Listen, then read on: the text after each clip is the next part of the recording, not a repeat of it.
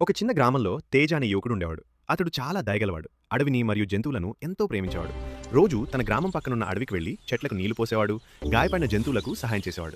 ఒకరోజు అడవిలో తేజకు ఒక సింహం కనిపించింది. అది గాయపడి ఉండడంతో తేజ దానికి మందు వేసి ఆహారం పెట్టాడు. కొద్ది రోజుల్లో ఆ సింహం పూర్తిగా కోలుకుంది. ఆ రోజు నుంచి తేజకి ఆ సింహానికి మధ్య ఒక మంచి స్నేహం ఏర్పడింది.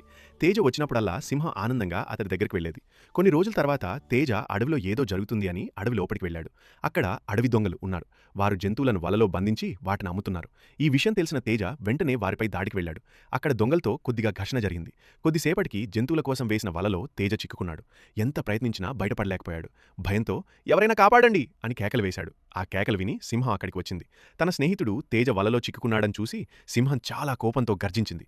దొంగలు సింహం గర్జన విని భయపడి పారిపోయాడు. సింహం తన బలమైన పళ్లతో వలను చింపేసింది. తేజను బయటకు తీసి సురక్షితంగా అడవి బయటకు తీసుకెళ్లింది.